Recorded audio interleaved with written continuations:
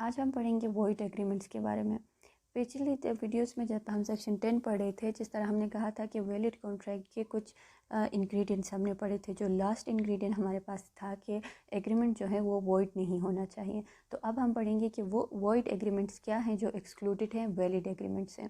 तो void agreement कुछ list ही हमारे पास जो सेक्शन की लिस्ट दी गई है वो यही है कि अगर agreement restrain of marriage, restrain of trade, restrain of legal proceeding या ऐसी एग्रीमेंट जो अनसर्टन हो या बाय वे ऑफ वेजरिंग हो, कंटेंजेंट या इम्पॉसिबल हो, या इम्पॉसिबल एक्ट करना इम्पॉसिबल हो, उस कॉन्ट्रैक्ट की एक्ट ऐसी शराइत रखे गए हैं तो ऐसे एग्रीमेंट्स को हम वॉइड एग्रीमेंट कहेंगे। अब वन बाय वन अगर हम इनको डिटेल में डिस्कस करेंगे, सबसे पहले हमारे पास आता है agreement in restraint of marriage. तो सबसे पहले अगर हम agreement in restraint of marriage को देखें तो every individual enjoys the freedom to marry.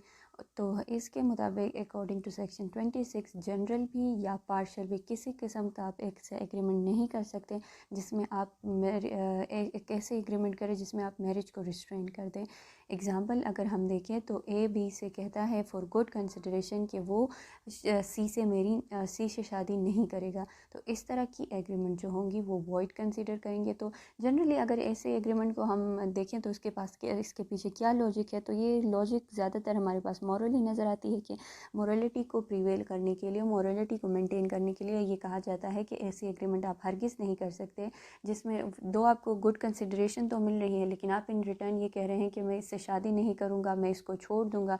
तो इस तरह की एग्रीमेंट जो होगी तो लॉ ने इस पर बार लगा दी है कि आप इस तरह की एग्रीमेंट नहीं कर सकते। जो दूसरा हमारे पास है agreement in restraint of trade.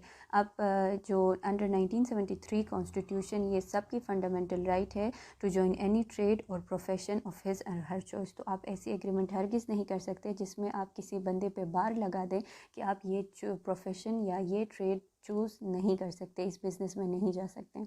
तो इस तरह के एग्रीमेंट को इस हद तक भी कहा गया है कि अगर फादर अपने सन से एक ऐसा कॉन्ट्रैक्ट करे जिसमें वो उसको स्पेसिफिकली कहे कि आप ये ट्रेड नहीं करेंगे और उसको उसके लिए कंसिडरेशन भी दे दे, इवन दो ऐसी अगर कंसिडरेशन भी इन्वॉल्व हुई तो इवन इस केस में भी हमारे पास ऐसी जो एग्रीमेंट है या ऐसा जो कॉन्ट्रैक्ट है वो हमारे पास वॉइड कंसिडर होगा।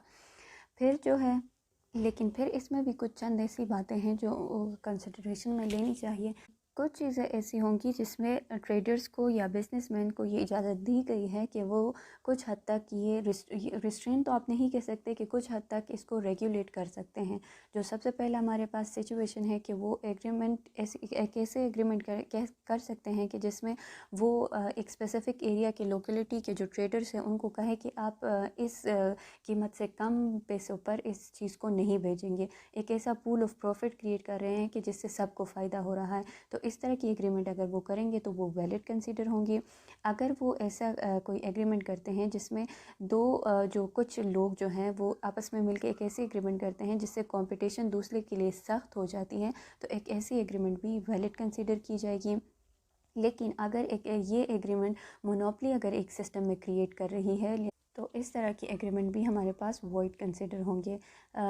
इन अ सेंस कि हेल्थी कंपटीशन अलाउड है, लेकिन एक ऐसी कंपटीशन जो पब्लिक पॉलिसी के अगेंस्ट जाएगी तो ऐसे में इसको वॉइड कंसिडर किया जाएगा। फिर नेक्स्ट जो है वो सेल ऑफ गुडविल की बात आती है। गुडविल किसे कहते हैं, तो हमारे पास कुछ बिज़नेस ऐसे होते हैं कि उन्होंने नाम कमाया होता है। हम कहते हैं कि इस बिज़नेस के बहुत सारी जगहों पे लोग इसीलिए जाते हैं क्योंकि वो एक स्टेब्लिश्ड बिज़नेस होती है, उनकी एक स्टेटस होती है। अब जो है सेलर या ट्रेडर जो होंगे वो अपनी गुडविल भी सेल कर सकते हैं। अब जब कोई बंदा अपनी गुडविल सेल कर देता है तो जो बायर है वो उस पर ये रिस्ट्रिक्शन लगा सकता है कि वो सर्टेन लोकेलिटी पे कि इस जगह पे आप इस चीज़ को आप अपनी ये वाली बिज़नेस दोबारा से स्टार्ट नहीं करेंगे, या एक स्पेसिफिक टाइम बार उस पर लगा देता है कि इतने वक्त तक आप ये काम नहीं कर सकते। लेकिन ये मस्ट होना चाहिए कि जो लिमिट्स और जो टाइम बार वो लगा रहा है बायर वो रीज़नेबल लिमिट के अंदर हो। अगर वो बहुत ज़्यादा ऐसे कहे कि तुम पूरी ज़िंदगी ये काम नहीं कर सकते तो इस तरह की एग्रीमेंट हमारे पास वॉइड कंसिडर होंगे। लेकिन अगर वो स्पेसिफिक टाइम लिमिट बता दे और रीज़नेबल टाइम और रीज़नेबल जगह के को मुतय्यन कर दे तो उस वक्त ये जो एग्रीमेंट होगा वो वैलिड होगा सेल ऑफ गुडविल के केस में। जिस तरह एक केस में भी हमारे पास था जिसमें क्या होता है कि एक बंदा अपनी गुडविल सेल कर देता है दूसरे को और प्रॉमिस कर देता है कि वो इस तरह की बिज़नेस सिमिलर बिज़नेस अपनी पूरी ज़िंदगी में फिर कभी नहीं करेगा। तो कोर्ट ने जब बाद में कोई मसला हुआ और वो कोर्ट चले गए तो कोर्ट में ये डिसाइड हुआ कि सेल ऑफ गुडविल में 2 रिस्ट्रेन लगाई जा सकती है, लेकिन पूरी लाइफ टाइम के लिए ये रीज़नेबल नहीं है। इस वजह से ये एग्रीमेंट इनवैलिड था। फिर नेक्स्ट हमारे पास इसमें एक और एक्सेप्शन आती है पार्टनरशिप एग्रीमेंट की। इसमें भी यही कहा गया है कि पार्टनर्स जो होंगे, एक फ़र्म के पार्टनर्स, वो अगर अपने लिए कोई ऐसा शर्त रखते हैं कि कोई भी पार्टनर फ़र्म के कंपटीशन में कोई बिज़नेस नहीं करेगा या फ़र्म के ख़त्म होने के बाद वो कोई ऐसा बिज़नेस दोबारा से सेटअप नहीं करेगा, या डिसोल्यूशन ऑफ फ़र्म के बाद भी अगर कोई इस तरह की कोई और चीज़ करना चाह रहा है तो वो कंसेंट ऑफ ऑल या के साथ करेगा। अगर कंसेंट नहीं होगी तो नहीं कर पाएगा। तो इस तरह के रिस्ट्रेन जो होंगी वो पार्टनरशिप एग्रीमेंट के लिए स्पेसिफिकली अलाउड हैं। नेक्स्ट जो हमारे पास आती है agreement in restraint of legal proceeding. ऐसी कोई एग्रीमेंट करना जिसमें कोई किसी बंदे को ये कहा जाए कि आप इस लीगल प्रोसीडिंग में मुदाखलत करें, इसको कमज़ोर बनाए, या इस तरह की कोई एग्रीमेंट की जाएगी तो वो भी हमारे पास वॉइड कंसिडर होंगे। जो सिंपल इसका एग्जांपल यही है कि पार्टीज़ जो हैं ये एक कहें कि किसी भी अगर इसमें कोई भी इस तरह का मसला हो गया इस एग्रीमेंट में, तो हम दोनों में से कोई भी कोर्ट नहीं जाएगा। तो इस तरह की जो एग्रीमेंट हो वो वॉइड कंसीडर होंगे। लेकिन इसमें भी हमारे पास चंद एक्सेप्शंस हैं जिसमें ये कहा गया है कि अगर एक ऐसी एग्रीमेंट की जाए जिसमें ये डिसाइड हो कि हम ट्रायल कोर्ट के डिसीजन को मानेंगे और उसके ख़िलाफ़ कोई अपील नहीं फ़ाइल करेंगे दोनों पार्टी, तो इस तरह की अगर वो रिस्ट्रिक्शन लगा दें लीगल प्रोसीडिंग में तो वो जायज़ होगा, वो वैलिड होगा हमारे पास वो ऐसा एग्रीमेंट।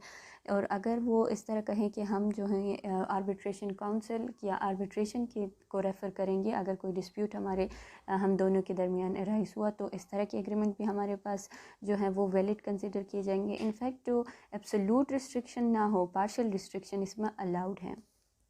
फिर नेक्स्ट हमारे पास आती है अनसर्टेन एग्रीमेंट के बारे में कि एग्रीमेंट जो होंगी वो अनसर्टेन टर्म्स एंड कंडीशन या अनसर्टेन वे उसमें अनसर्टेनिटी उसमें नहीं होनी चाहिए। फॉर एग्ज़ाम्पल ए बी से कहता है कि मैं 100 टन्स ऑफ ऑयल तुम्हें भेज रहा हूँ। अब वो उसको ये नहीं बता रहा कि वो कौन सी ऑयल, वो कुकिंग ऑयल बेच रहा है या कोई और ऑयल बेच रहा है, इस तरह की चीज़ें उसमें डिस्कस नहीं हुई। तो इस तरह की एग्रीमेंट भी हमारे पास वॉइड कंसिडर होंगे। ये थे हमारे पास आज के लिए वॉइड एग्रीमेंट्स के बारे में। तो ये एलिमेंट्स अगर किसी भी एग्रीमेंट में प्रेजेंट होंगे तो हम उसको वॉइड एग्रीमेंट कहेंगे।